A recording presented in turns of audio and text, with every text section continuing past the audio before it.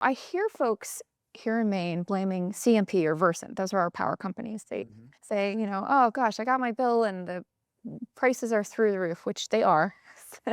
And so folks see that bill and it's easy to blame, right? So CMP is giving me this terrible bill again, but it is a complex topic. And where are you seeing, from your research, what families are paying? How much is driven by the market? How much is driven by policies? And how much is driven by corporate greed, the catch-all? Yeah, it has a lot to do with corporate greed, virtue signaling, and embracing political agendas. This ESG, this environmental, social, and governance, which I've been working on since 2018 when I first started hearing about it, trying to expose it. I refer to it as everyone's suffering guaranteed. But there's been this big push. It's a European globalist political agenda to get companies to embrace certain things that are outside the bounds of the law, really beyond what the law requires. We saw access to capital for oil and gas exploration, production, transportation decreased significantly. It was about a 95% reduction in private capital over just about 4 or 5 years from the mid-teens to the early 20s. You get about 94% reduction in the number of funds. So you had a lot of companies that were investing in oil and gas 2015, 94% reduction by Wow. 2020. And it was because you had some of these large global institutions, I refer to them as the big three, BlackRock, Vanguard, and State Street, really denying access to capital to companies if they were investing in or earning revenues from the production of hydrocarbons, Mhm. fossil fuels, oil, gas, and coal. And there was this big push in the boardrooms to adopt Paris Accord alignment. And so you had multinational globalist oil and gas companies saying, "Oh yeah, we've got to sign on to the Paris Accords and we've got to commit to a date to be net zero." Well, Shell just kind of pulled back. Shell was one of the early adopters of net zero and signing on to the Paris Accords and virtue signaling.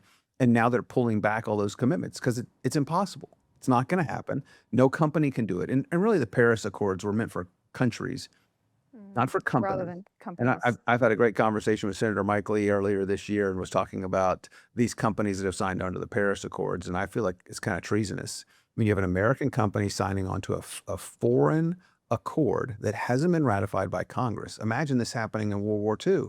No, all of a sudden, XYZ company is going to sign on to a Japanese Kyoto Protocol.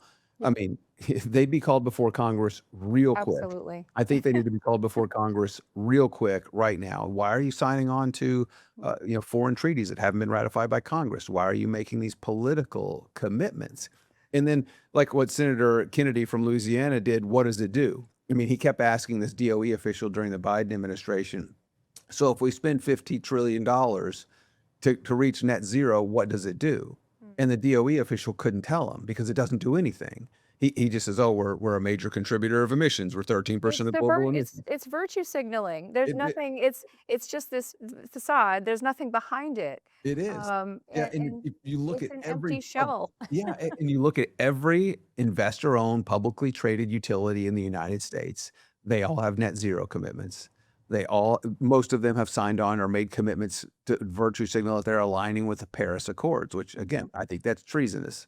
And there's been no accountability at the executive level for these companies, none. You look at what Ford and GM and Stellantis have done, all virtue signal they're going to be net zero, 100% electric. They've written off billions of dollars. You know who's lost that money? The pensioners that invested into those companies, hoping that their pensions would be more stable, that they'd be guaranteed a return on investment, but they completely abandoned fiduciary duty for virtue signaling. And I assure you that's the case with the utilities in Maine as well. They have virtue signaled they're going to be net zero. So what are they doing to do that? They're retiring coal and natural gas, replacing it with wind, solar, and batteries, incredibly expensive. They're unreliable. They're a parasite on the grid. It's essentially creating another grid, but they're more expensive. And so they And love to them be because they fair, get to pass they're those costs. mandated to do so by state government. Yes. And they, And so that's the policy piece, right? When you have states like Maine that are passing policies that demand Mhm. that we switch what we're using for energy, like it's tying hands behind our backs.